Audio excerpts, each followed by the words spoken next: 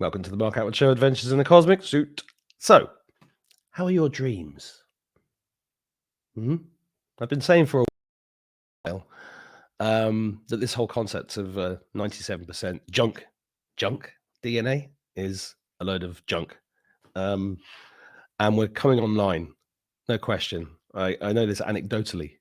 I have no studies to back this up, apart from the fact that I've asked thousands of people to put their hand up if they are getting more psychic, if they're getting visions or levitating.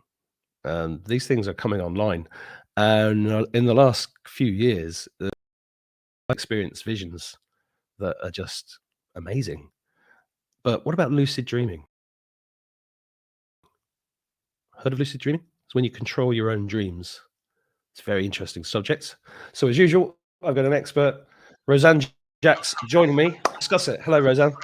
Hi, Mark. Thanks for having me. My pleasure. So you're an expert in lucid dreaming. Yeah, as much as I can be. Yeah, and I'm glad in your introduction, I'm glad that you said about how our psychic abilities are being augmented at the moment, because right now I think that dreaming in general, not just lucid dreams, but dreaming in general is going to become more and more important because it's, first of all, it's an intrinsic gift that we all have. It's a spiritual, divine gift that we all have, and we have the opportunity every night to dream. And what better way of receiving information, psychic messages from each other, from universal consciousness, from our intergalactic and interdimensional brothers and sisters, but through our dreams, because we dream every night. And people who say that they don't dream, they actually do. Your brain has to dream. It's just a question of having the intention of remembering them. Is that the key? Is that the secret? What, remembering your dreams? No, just having the intention to remember them. Yes, the first step to lucid dreaming. So lucid dreaming is just one type of dream. There are many types of dreams. In my experience, I've had several types, and I've discussed this with other people who've had similar types of dreams. Like, for example, there's the movie dream when it's like you're watching a movie. There's the typical just subconscious dream. There's a real dream where you're actually somewhere else. Clairvoyant dreams where you get information back. And all dreams can give you insight and wisdom and guidance in your life. A lucid dream is a dream where you know you're dreaming, and that's usually triggered by one of these aha moments where all of a sudden you realize that you're dreaming. And I can talk in a little while how you can figure out that you're dreaming. But yes, the first step in becoming lucid in your dreams is to remember your dreams. And all it takes to remember your dreams is the intention to remember your dream. And then there are a couple of techniques that I can talk about as well. And when you say that that when you become lucid in your dream, when you become conscious in your dream and you know you're dreaming, you can control your dream. It's not quite like that. You can navigate the dream, but the lucid dream, the dream kind of does its own thing. You just navigate it. That makes sense. Well, yes, it does, and it's a fascinating subject, and we mustn't underestimate the power of dreams. I mean, the Bible is full of stories of kings demanding people translate their dreams, and the meaning of dreams, and I've got 5 kids, so we talk about dreams a lot. Because I'm always asking, what did you dream about? And one of my sons always tells me about his dreams, and they're fascinating and terrifying sometimes as well. Yeah, when they're terrifying, there's a process to deal with that. But yeah, so talking about our dreams, nowadays we don't do that, but the ancients, as you say, the ancients did it, and nowadays indigenous cultures all over the world do it, but in our modern society we don't. And right now, as I mentioned before, it's imperative that we, especially us, people who follow you and people who sort of are aware of what's going on, it's imperative that we pay attention to our dreams. because that's where you get all the guidance, wisdom. You can ask your dream a question. When you become lucid in a dream, when you know that you're dreaming, you can, there are several benefits. A lot of people, well, I would imagine that most people have had at least one lucid dream in their life. And they use it to maybe to fly or to meet their favorite movie stars. But there's so many benefits to lucid dreaming, which I can talk about.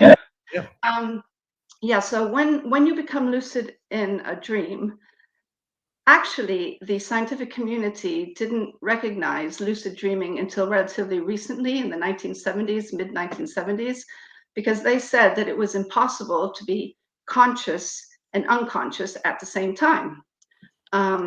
So it's relatively recent, although we know that it's been going on for a long time. We don't need the scientific community to verify it, but anyway, so in 1975, that's when lucid dreaming was recognized, because they did experiments, I think, in the University of Hull. So what happens when you're asleep? Your prefrontal cortex is turned off, and your prefrontal cortex is the part of the brain that regulates your sense of identity, your sense of self, and that's turned off. I don't know why it's turned off. Maybe a neurologist will be able to tell you why. So it's turned off. So that's why, as you don't have your sense of identity and hence your sense of reality when you're dreaming, that's why you just accept everything as truth. So you can be in your childhood home and think it's your home right now. You don't question it. You can dream that you're the mayor of some city and you don't question it. But when you become lucid in a dream, your prefrontal cortex turns back on. And so that makes you conscious and unconscious at the same time. So when you become lucid, the brain waves that are happening in your brain at the time when you're dreaming are theta. It's deep alpha theta, which are similar to hypnosis, and you are right within your unconscious mind. So you enter a very refined state of consciousness where you can, in effect, do a very quick form of self-hypnosis. So the first benefit of lucid dreaming, the one that I like the most and the one that is the most, I think, the easiest to do, is just say an affirmation when you become lucid. When you know you're dreaming, you say an affirmation. So, for example, say you eat too much junk food and you want to break that habit, you can create an affirmation before you go to sleep that goes something like, I enjoy healthy food. I enjoy healthy food. I am healthy. I enjoy healthy food. And then when you become lucid, you say it. And the difference between doing this affirmation in your dream, in your lucid dream, than doing it in real life. In real life, affirmations are fine, but you have that kind of that monkey mind, telling you, no, whatever. Like, let's say you want to quit your job and start your own business. In real life, you'll have your friends telling you, oh no, you don't want to do that. Or you'll have you yourself saying, oh no, I better not do that. Or you can self-sabotage yourself in your real life. So even though affirmations are very, very effective in real life, you still have that chatter, plus everything you have to do during the day. But when you're dreaming, and in a lucid dream, you don't have the monkey mind, you don't have the self-sabotaging. I don't know if you've ever noticed, but in your dream, you don't have that monkey mind. Mm-hmm. So when you say an affirmation in your lucid dream, it just goes right in. Yeah, well, I've got a couple of stories about that. All my exams when I was a teenager, I instinctively knew how to do this. I'd imagine my mind, it was kind of a dream. It was a dream, so it was in a dream state just before REM, and I imagined my consciousness was the ocean and the sky, and the sun was beaming down, and the sun's rays would pull out all the information I needed for the exam the next day, like maths, physics, whatever, and then that would form as water, rising as steam, going into my conscious mind, which was that's how I imagined it, in space, which is very similar to an affirmation, because I just flew through my exams doing this. It was such a great technique when I was a kid, and a few years later, I just want to share this with you because you might have some insights into it. Because I've never really looked into this, but I was in the Royal Air Force, and they took me to this place where they put this colander on my head with all these wires coming out of it because I was a pilot. So they did all these tests on us, and they said to me that I had the strongest alpha waves they'd ever seen, and I was like, oh, that must be good. So, just as a personal question for you, what are alpha waves? This is Alpha waves are, well, alpha waves happen when you are awake but relaxed, like daydreaming, maybe gazing out the window. What you've just talked about, did that happen in a dream or in a lucid dream? Just dreaming or just meditating while you were awake? it was when I went to bed. It was as I was falling to sleep. Yeah, when you're falling asleep, your brain waves, you go through a state called the hypnagogic state, which is similar to hypnosis. So your mind is very suggestible at that time. And so alpha waves are when you're meditating or daydreaming. And when you go into REM sleep, which is when we dream, your brain waves go from deep alpha into theta. So if you have strong alpha waves, it means that you're very good at meditating, I would say. Yeah, there's a weird feedback there. I kind of feel like I'm in a meditative state all the time. Yeah. Yeah. So So benefits. That's yes. So yeah, so affirmations, when you become lucid in a dream, you can do an affirmation, and it will be much more effective than when you are in the waking state. Another thing you can do in a lucid dream, and I do this all the time, and you don't have to be lucid. This can happen anyway, because it takes a bit of consistency and practice to become lucid in a dream. So people shouldn't get discouraged if it doesn't happen right away, because you can still get guidance and information. So another benefit is you can ask your dream, you can ask the lucid dream for, you can ask it a question, and you'll get the answer back. Since you can't really control a dream, in my experience, whenever I ask the dream a question, it's usually like a cosmic question about things that are going on right now or whatever. I don't get any information right back. I have to kind of look at the dream characters and go up to one of them and ask them the question. And when you are lucid in a dream, when you know that you're dreaming, as you're conscious, that's why I say that you can navigate the dream. If you need information on any subject and you're lucid, it will come quicker than if you're just dreaming. So if you do need information from a dream, you can go to sleep saying, oh, should I do this? Should I do the other? And you'll get information from your dreams. And especially if you develop a relationship with your unconscious mind and maybe keep a dream journal, it's like your unconscious mind or your subconscious mind is like a friend who's writing you a letter, and when you pay attention to it, they write more letters. Yeah. It's like flexing a muscle. Yeah. Yeah. So you've got the affirmations, you've got asking for information and advice, guidance.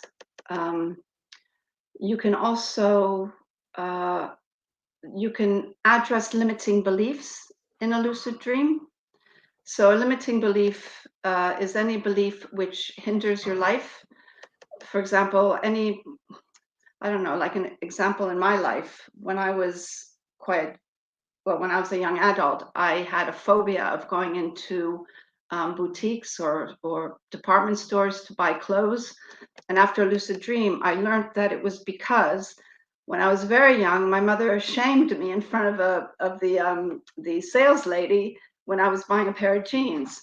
And so that was what, and I didn't know it. That's what made me be afraid of going shopping. Now, this is just a silly thing, but still, it's something that, you know, it just hinders your life. That's a thing. It's still a thing. Yeah. Yeah. And so, like Bruce Lipton says, if you don't know what your limiting beliefs are, just look around at your life. So, for example, if you always in, you know, not very positive relationships, or you always pick, you know, wrong partners, or you can never make ends meet, you can't hold on to money, things like that, those could be limiting beliefs. So you can create an affirmation. This is similar to affirmations. You can create an affirmation and then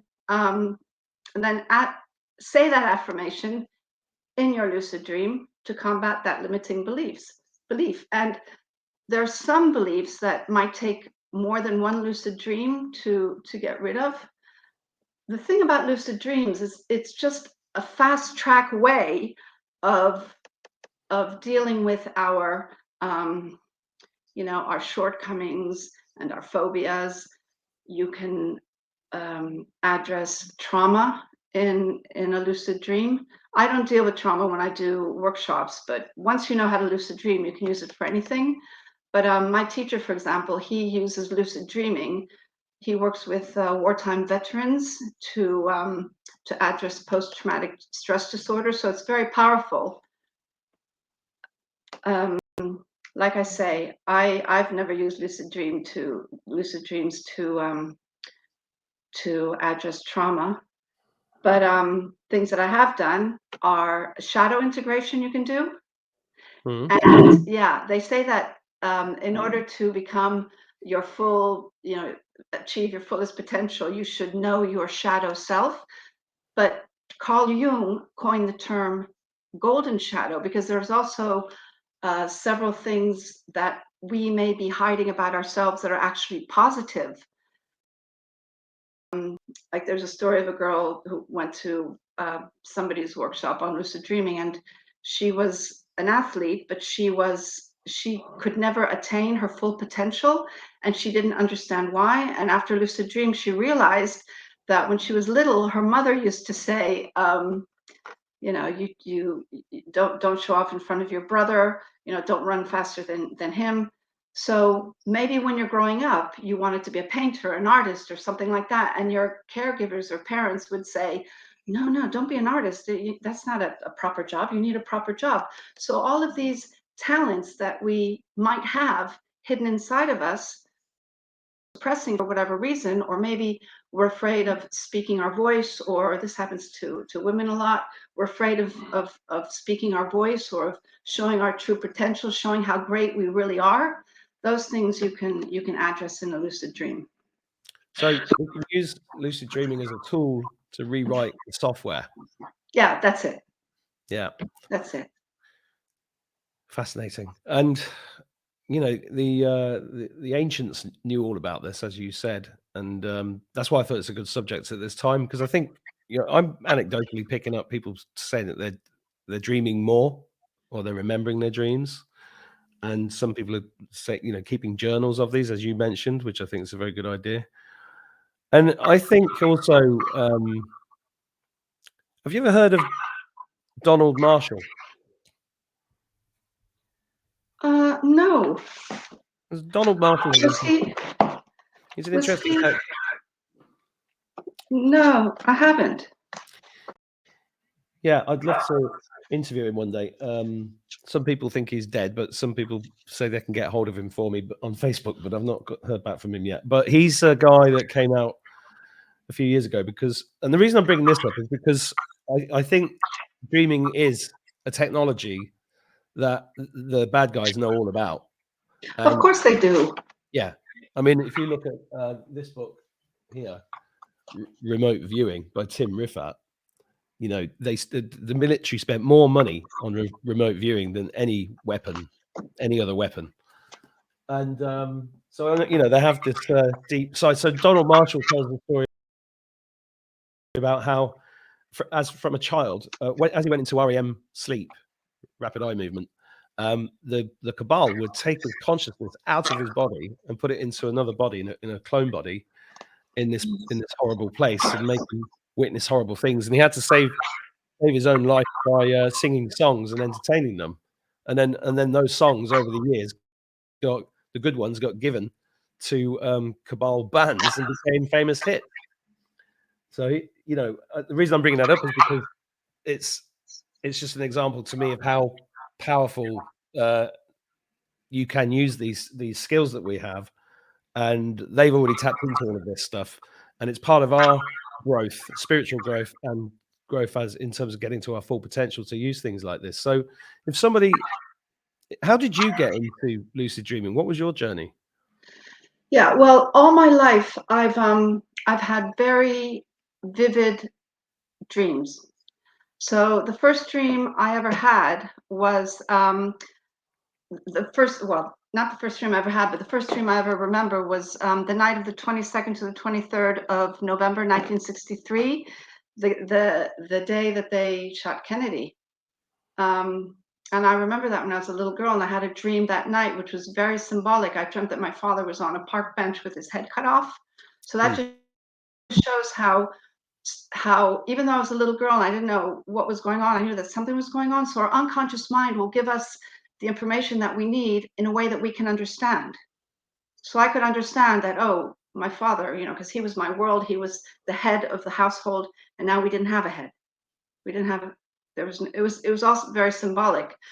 And then when I was a few years later, about 10 years later, when I was in high school, I used to dream that I used to dream a lot that I was falling off a cliff. I guess I've had that. I guess I've it's had that. I Sorry. guess, but no, I was going to say a lot of people have had it, but when I was in high school, you would have it almost every night. I guess it's because they're very turbulent years. But anyway, so I would have this dream almost every night, and when I would wake up from that dream, I would wake up with kind of like a little bounce on my pillow. But then one night, I woke up about 2 meters above my bed. Really? Yeah, and You I were felt. you were levitating. No, I think it was my mind. I think it must have been astral projection or something, but I didn't know. All I know is that I woke up 2 meters above my bed and I fell down, and I was just like, okay, what was that? What just happened? I just parked that experience in the back of my mind because it didn't make sense. I couldn't make sense of it back then. And then a few years later, when I was a young adult and I left home, I started having clairvoyant dreams. Like there was one day where I was living in Spain at the time. I dreamt that I was asleep, but I wasn't lucid. It was one of those what I call a real dream. I knew that I was somewhere else, and I felt that something was falling on my face. And when I woke up within the dream, but I wasn't lucid, it was white, and I'm like, oh, this must be snow. But then, as I incorporated myself within the dream, I saw these redwood trees and a huge fire. I realized I was in California, and I saw people running, and then some people were. And I thought I must go and help them. And the dream voice said, no, no, no, don't worry. No one's going to die and no one's going to get hurt. Just run. So the next day, I didn't think anything of it. But then the following day on the news, I saw that there had been, or there was still, a huge fire in California, and people were being evacuated, but nobody was hurt and nobody had died. And I remember just looking at the screen saying, I was there. I was there. So I started putting all these experiences together. And after many years, I realized that we actually have, well, obviously we have a spirit and a mind, but we have like a double life. And in the evening, at night, we just go off and do other things. Yep. Like we can go and help people. We can do work at night. We can go somewhere, because in that other dimension, time doesn't exist. Yep. So in the same way that you can remember the past, you can also remember the future. And so I realized at an early age that dreams were really, really important. And then I found out about lucid dreaming, and I started training to become lucid. I didn't realize that you could learn to become lucid, and I didn't realize that lucid dreaming had so many benefits. But I started training in October of 2015, and yeah, when it comes to the benefits of lucid dreaming, there are several more that I can talk about as well. But what you were saying about how in this day and age, that person that you mentioned, Marshall, you know, in that book, and about how the military was using remote viewing, a lot of people may think that, oh, you know, these are really high tech things, and you know, it's really, but no, dreaming, everybody dreams, and it's our birthright. It's our birthright to tap into this to this knowledge, this sacred divine gift that we all have. We all dream, and it's for all of us, and we've been conditioned to think that no, it's not for us, it's not important, dreams are, you know, but we have to, especially now, like you say, we have to pay attention to our dreams, because we're going to be getting a lot of the messages. And in fact, now, during COVID, I dream all the time, and I remember my dreams, but there have been so many evenings that I haven't dreamt, and the next day I've woken up like quite tired and not having any dreams at all. So that either means that we're working on the other side, or we're being briefed. Yep. So when I wake up in the morning and I haven't remembered a dream, any dreams at all, I just thank whoever I thank. Thank you for briefing me, and that information will come out when it's time, when we need it. Well, it's been 100% like that for me, last 3 years especially. Yeah. And there's been so many people in the comments and emails saying that I've been in their dreams, which I think is quite weird. But people keep seeing me. People keep seeing me in their dreams with a big sword, and I have been doing a lot of fighting in the other dimension, and it is exhausting actually. You know, I've become a napper in the last 3 years. Yes, I do a nap every afternoon. A nap, just 20 minutes. It's actually a lucid dreaming nap. It's a little. Yeah, well, I do it. That's when I get most of my visions, in the afternoon nap, and they're incredible. I mean, I can't even describe them. It's like a whole other reality, but so ultra real, but not of this world at all. Yeah, and that's what I am. I feel passionate, not just passionate, but like desperate, that people realize this is not all these things about dreaming and getting messages, and you don't have to be special. You don't have to be, you know, smart, or you know, it's everybody can do it. Everybody, because we all dream, and we're I think all, you know. I think everybody. So this is terrible feedback. Every time I speak, I get this noise. I think everybody's special, and that's part of what this show is all about. You're all special. You know, this is the thing. But the conditioning is absolutely true. So, you know, stop dreaming, stop having bad dreams. It's and plus the TV and, you know, all that kind of stuff is feeding that consciousness constantly with some other crap. So yeah, there's a lot to be said for meditation and dreaming and everything else. What you said, you had a list of other benefits that you wanted to share. Yes. So, okay. Well, the yogis, or a lot of people use it as a practice for death. I don't know. Is somebody tapping there? No. I can hear it. That's gone. Yeah, a practice for death, because a lot of people, when they die, they don't realize that they're dead, and that causes a lot of problems. Well, that's very interesting, because I've met a lot of people that, well, I say a lot of people, a handful of people over the years whose mission on Earth was to find these people and assist them in their journey, because a lot of them just get stuck for centuries. You know, one of my friends explained how he cleared soldiers from the Battle of Hastings, 1066, Oh, and they've just been wandering around for like 1,000 years. oh, With no idea that they were dead. And so his job was to clear them. And there's a lot of people that have been doing this work over the last 20 years in preparation for this time, to get all these souls ascended, move them on. So yeah, that's very interesting. And the other thing that reminded me of is that a lot of people, when they use plant medicine like ayahuasca, the first thing that the spirit of the plant does is gets rid of their fear of death and takes them through a death process. Because that's one of the things. That's why plant medicine is so powerful, because when you use that properly, or when you use your dreams properly, you realize there's more. This isn't it.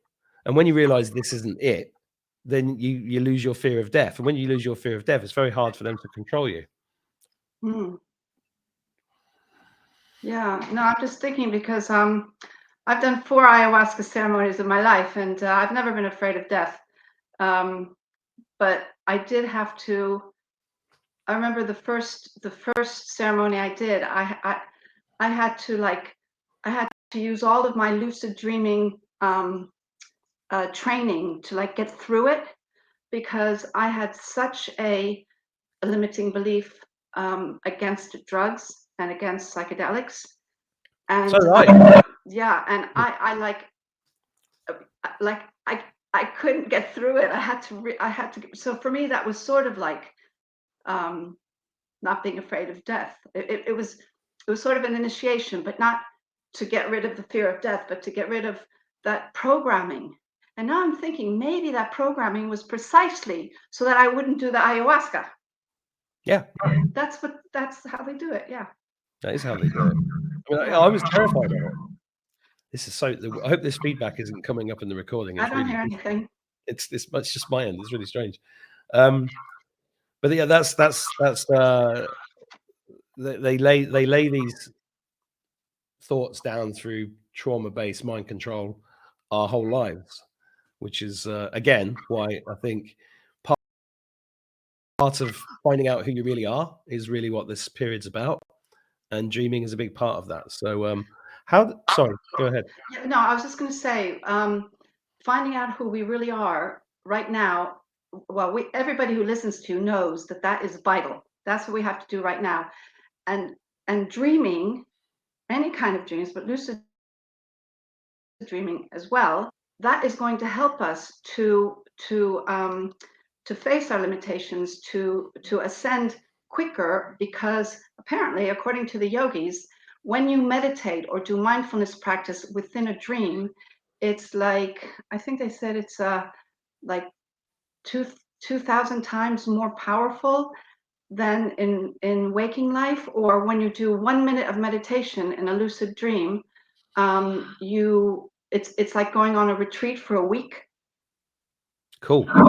Yeah, I don't Right. think. Yeah. Straight after this chat, I'm going to go and do that. Okay. Yeah, and other benefits is, well, I think that right now the most important benefit is getting to know ourselves, doing our spiritual practice from within the lucid dream. But other things you can do to enhance your waking life can be, for example, enhanced plasticity. So plasticity is when you do a repeated action, you create neuron connections in your brain, neuron pathways. So I think most people know that they've done experiments, and they have found out that your brain doesn't know the difference from when you're imagining something to when you're really doing it.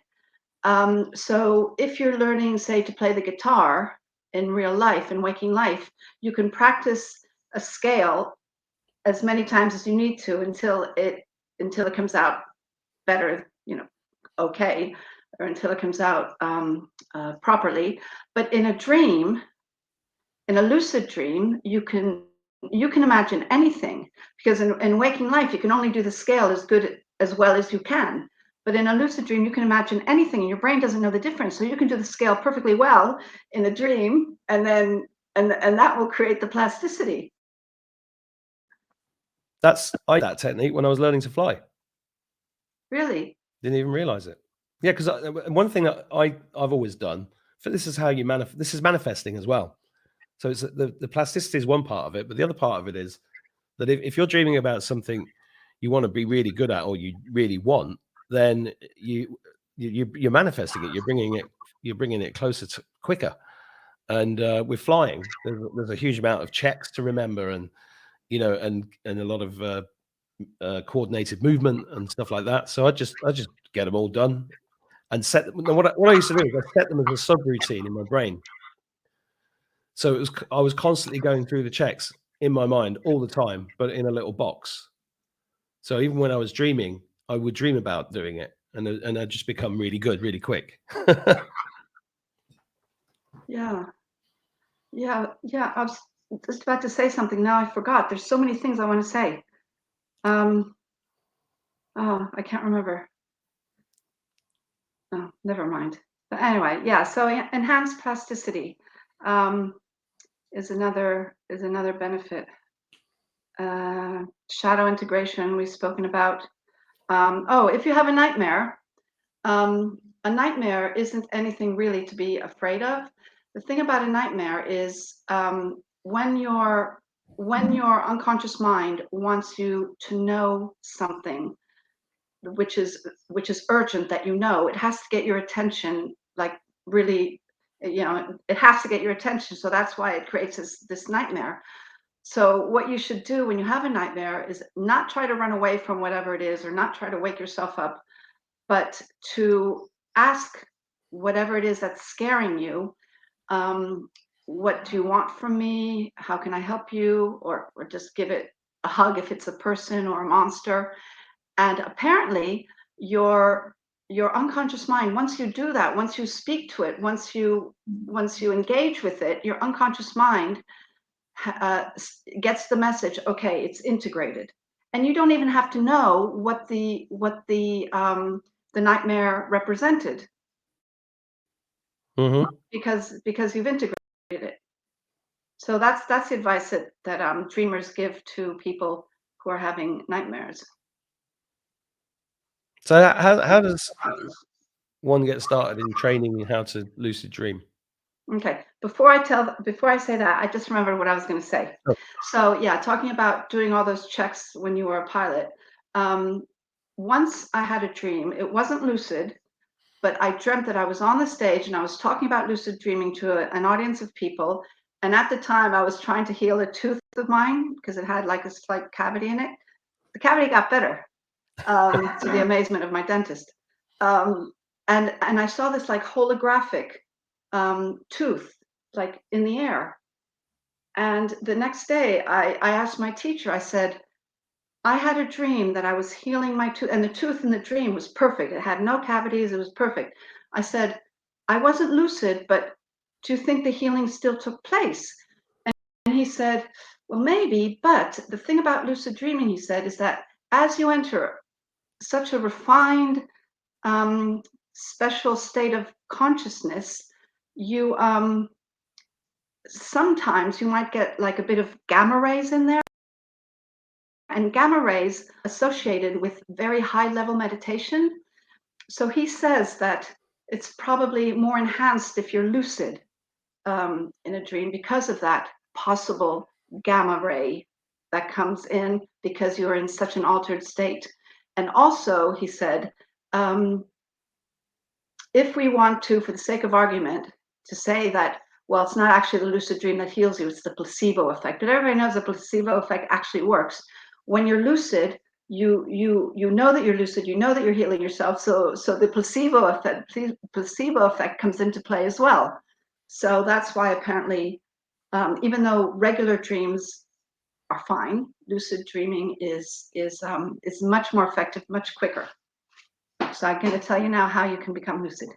Yeah. Okay. So have you seen the movie Inception? Oh, yes. Yeah. Okay. So the Leonardo DiCaprio character, he had like a top. And when he wanted to know whether he was dreaming, he would spin the top. And if it fell, he wasn't dreaming. And if it kept spinning, that means he was dreaming. So what we do during the day, the idea is to train your mind to be always aware. Could this be a dream? Could this be a dream? And you don't have to do it. They say that it's called a reality check. They say that if you do it about 10 times a day, that's enough. So it's not going to get in the way of your busy life. So a reality check is when you do something to check if you're dreaming. So the easiest one is you look at your hand and then you turn it around and then you look at it again. And if you're dreaming, it'll change. You don't have to turn around actually. Like you might grow another finger in a dream, or something weird will happen to the hand. So during the day, You go around doing your daily routine, whatever, and every once in a while you'll say, oh, you see something strange, for example. Oh, that looks strange. Could this be a dream? Now, if you're in public and you don't want to do this because you look a bit weird, if you hold your nose in a dream, you can still breathe. So that can be a reality check. You just hold your nose. You can pretend you're, and if you can't breathe, that means you're not dreaming. And another thing you can do is just during the day, just be aware of your surroundings and see if you see anything strange. And if you see something strange, say, oh, that's very weird. Could this be a dream? Now, somebody at one of my workshops said, yeah, but I never see anything strange. We just make it up. You make it up. Like you're on a bus on the way to work or wherever, and you see, I don't know, a man carrying a Sainsbury's bag. You can say, oh, that man's wearing a suit, but he's carrying a Sainsbury's bag. That's so weird. Could this be a dream? And then you can do, either look at your hand or hold your nose. And so the idea is the more you, it's kind of like becoming obsessed with something. You know how when, for example, if you're getting married, you'll dream about the wedding. If you are moving house, you'll dream about moving house. So if you're all day long thinking about your surroundings and looking around and training yourself to just be aware, could this be a dream? Could this be a dream? Then that will enhance your chances of in your dream when you see something weird, or you don't see something weird, but you're in your dream, and it'll enhance the chances of saying, hey, wait a minute, could this be a dream? And then you become lucid. Okay. Okay. Yeah. And how, when you started doing that, how long did it take you before you had a lucid dream? The first night, but that was beginner's luck. That was beginner's luck. Yeah, and yeah, I was going to say as well that there are several things that happen in a dream that always happen in a dream. For example, if you look at your phone in a dream, it won't work. If you look at a clock in a dream and then look again and look away, look again, the time changes. You can't read in a dream. If you look at yourself in a mirror in a dream, your face will be different than it is in real life. Lights don't work in a dream. So when you're dreaming, those are like general checks that will always tell you that you're dreaming. So if you're aware of this during the day, you can like turn on the light and say, oh, will this light turn on? Oh, it turns on. Okay, so I'm not in a dream. Or look at your phone and say, can I see my phone? Yes, then I'm not in a dream. So then that way it'll translate into when you're dreaming and you're trying to use your phone and it doesn't work, you become lucid. And then the moment you become lucid, that's when you say your dream plan. You have to have a dream plan before you go to sleep. It just takes a couple of minutes before you go to sleep. You just sit at the edge of your bed and you say, okay, tonight in my lucid dream, I'm going to address my habit of eating junk food at night or whatever. And then you have a phrase prepared, like, I enjoy healthy food. I enjoy healthy food. Yeah, so it took me, at first it was, I had 2 lucid dreams in a row, but that was just beginner's luck. So since October 2015, I've now reached my 98th lucid dream. So that's about. Go ahead. You kept count. Oh yeah, I write them down. Wow. Yeah. When they're lucid, I write them down. I've had a lot of really powerful ones. There was once I was lucid and I was saying a prayer for the children, and apparently that's 2,000 times more effective. And I got this message in the dream saying, don't worry, it's all being taken care of, which was really nice. But yeah, all my lucid dreams, I write them down. Well, if we go, has anybody ever done like a mass lucid dreaming thing? Like there's mass meditations. Yeah, well, I don't know if anyone's ever done a mass one, but with the people who I did my facilitator training with, every once in a while we will have a pajama party where we decide where we're going to meet, and one person in the group will have an object, and we have to see if we can see the object, and they usually have a message as well, and it's just a way of training your mind. Because another thing about lucid dreaming training is it helps with mindfulness, because when you're doing this, looking around and looking at your surroundings, you're not focused on your problems. And so we would do we do them about once a month, and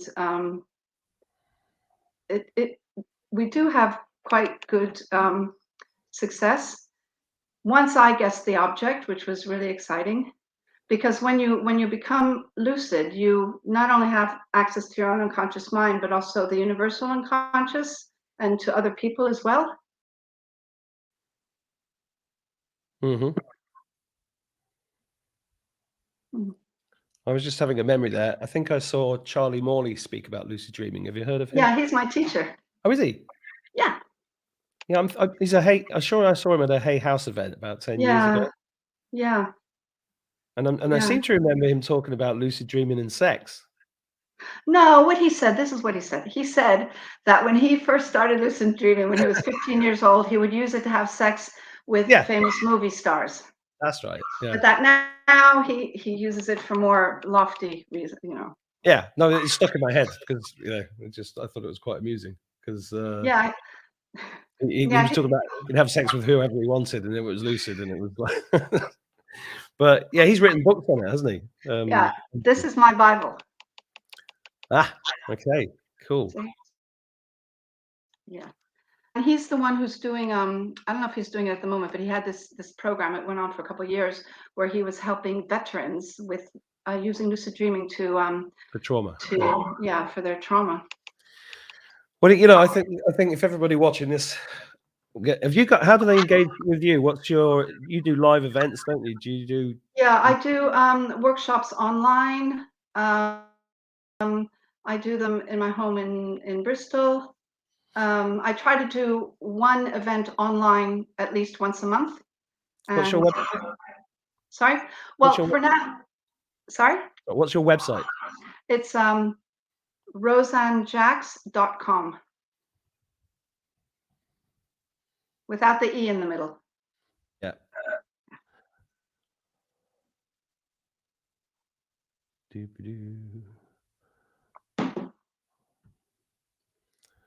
just show everybody that.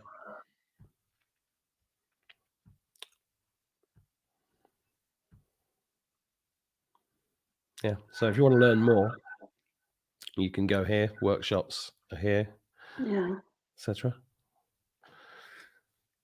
It's an endless subject, and it'd be great actually if you guys watching this, if you do have any lucid dreams in the next month or so, write to me. We could do a roundtable and discuss them. And I like this idea of giving everybody, getting like 1,000 people together and giving them a brief, like a pajama party with lots and lots of people, and giving them a brief to go and do something good, like a mission, like a good mission in a dream that night. That'd be fun, wouldn't it? Yeah, and with so many people, there's bound to be a high percentage of success. Yeah, because have you seen? Are you familiar with Lynn McTaggart? Yes, of course. Yes. The Intention Expert. Yeah, I'm part of a Power of 8 group, meditation group every Sunday night. Yeah, and it's amazing the telepathy that happens when I was young, I was fascinated with telepathy, and now I know why. It's because we need it now. I've been in training all my life. Yeah, the Power of 8 group, and it's all these things are just fascinating. And right now, all my life, I felt like an outcast. When I was in school, people would make fun of me in my dreams.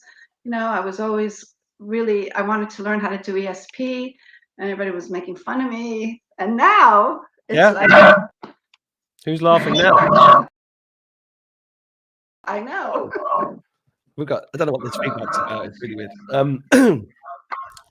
Well, our time's up, Roseanne, but that was really interesting. Thank you for that. And yeah, thank you so much. There's so much that I could say, but I hope that I gave at least the most important things in a nutshell, and most importantly, how people can become lucid. Be aware during the day, and the most important thing is that at this time, using our dreams, whether they're lucid or not, for personal growth and spiritual development is like like, I think it's like, yeah, it's vital. It's vital, and we can all do it because we all dream. We do. Dream more. That's great. I'm going to be doing that for the next few days, and hopefully I'll speak to you again soon. Thanks very much, Roseanne. Thanks I'll see everybody you. for watching. Yeah, I'll see you in April.